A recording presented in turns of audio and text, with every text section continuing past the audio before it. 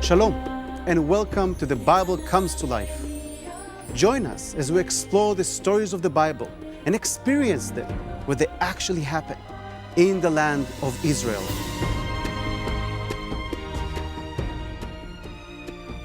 I'm Omer Eshel. Today we will talk about the village of Kfar Nahum, or as we know it in English as Capernaum, and some of the most amazing archaeological discoveries made there that truly brings the Bible to life. Kfar Nahum is situated on the northeast side of the Sea of Galilee and was one of the largest fishing villages during the time of Jesus' life. It was originally settled around 150 BC by the Hasmoneans and was destroyed in the late 8th century AD by an earthquake. This was also the town where Peter and Jesus lived during the time of Jesus' ministries.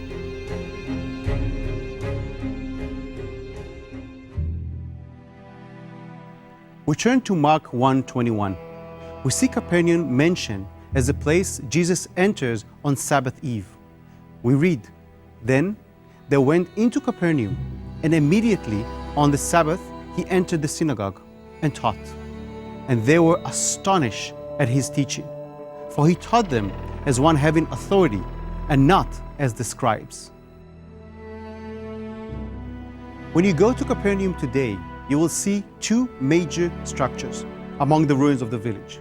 One is the synagogue, which is probably the same synagogue referred to in Mark, the synagogue where Jesus taught.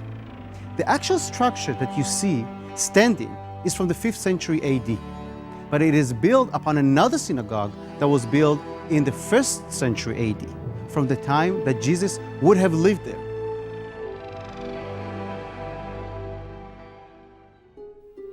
The second structure you will see is a church hovering over an excavated house.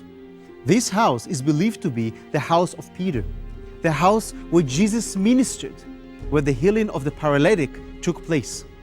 We read in Mark chapter 2, "Many gathered together, so that there was no longer room to receive them, not even near the door. And he preached the word to them.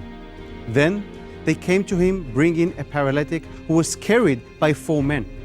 And when they could not come near him because of the crowd, they uncovered the roof where he was. So when they had broken through, they laid down the bed on which the paralytic was lying. When Jesus saw their faith, he said to the paralytic, 'Son, your sins are forgiven you.'" Today, when you are at the church overlooking the house of St. Peter, you will be in that same spot where the paralytic was lowered down through the roof to be healed by Jesus.